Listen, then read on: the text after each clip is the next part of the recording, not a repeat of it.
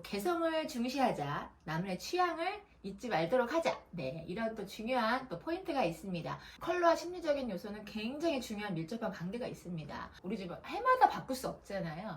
그럼 이제 일부의 소품이나 일부의 가구로만도 충분히 그 느낌을 낼 수가 있습니다.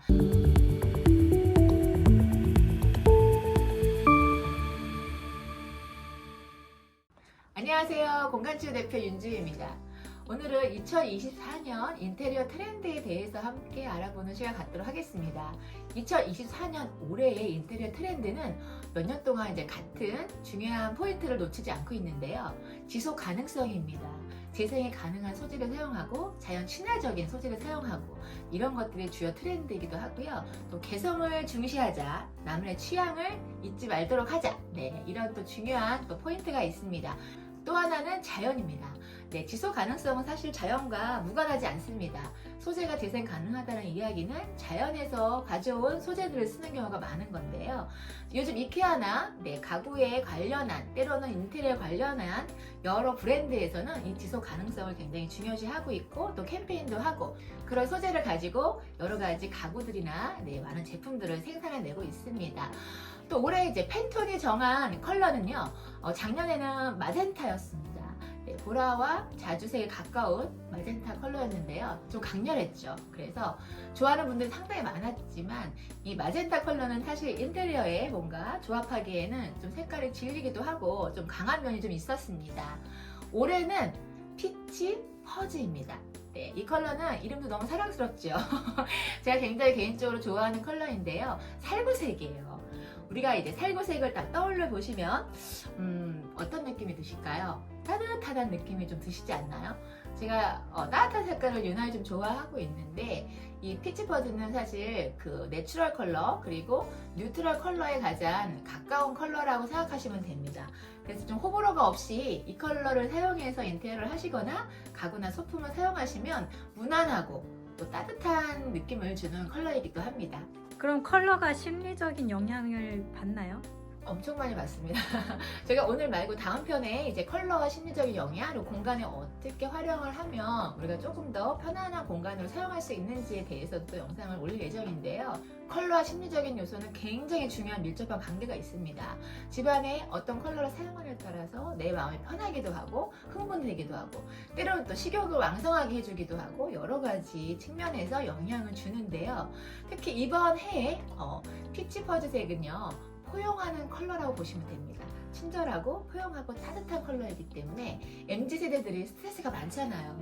저도 스트레스가 많습니다만 그럴 때 이런 피치 퍼즈 같은 따뜻한 뉴트럴 컬러를 집안에 사용하면 조금 더 심리적으로 안정되고 좋은 에너지를 받을 수 있는 컬러라고 보시면 됩니다. 자, 두 번째로 잊지 말아야 될 또 2024년 트렌드는요, 텍스처 플레이입니다. 색채 다음으로 질감이 인테리어에 중요합니다. 질감이 손으로 느껴지고 강하고 공간이 또 깊이감이 있고 이런 어떤 느낌을 주는 텍스처 플레이입니다. 자, 텍스처 플레이는 소재가 굉장히 중요하겠지요. 질감이기 때문에 어떤 소재로 가구를 만들었느냐, 어떤 소재로 벽을 시공했느냐, 이런 것들이 굉장히 중요한 얘기인데요. 텍스처 플레이는 벽돌이나 또 때로는 거친 느낌을 주는 어떤 페인팅이나 이런 걸로도 표현할 수 있고요. 그 돌이나 자연에서 준 그런 어떤 소재들이 갖고 있는 그 어떤 특이한 본연의 질감을 그대로 느낄 수 있다면 더욱더 아름다운 인테리어를 구성할 수 있는데요. 그래서 올해는 이 소재를 굉장히 많이 보셨을 겁니다. 프랑스어로 뽀글거린다는 동글동글하다는 뜻을 갖고 있는 부클레 소재입니다. 제가 이 소재를 굉장히 좋아하는데 아이들은 이 소재를 보면 양털이라고 불러요. 올해는 이 소재를 가지고 만든 제품들을 상당히 많이 보실 수 있을 겁니다.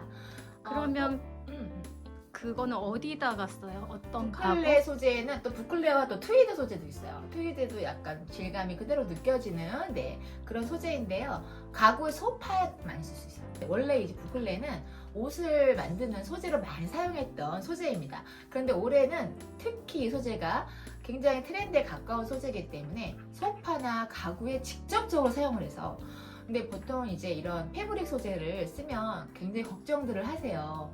오염이 될 수 있고, 근데 그렇지 않습니다.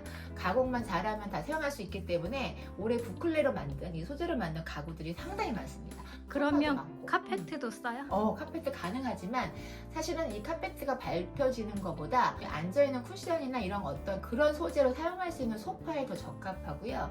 예를 들면 우리가 소파를 갑자기 바꿀 수 없잖아요. 그럴 때 포인트를 줄 수 있는 인테리어 소품을 사용하면 됩니다.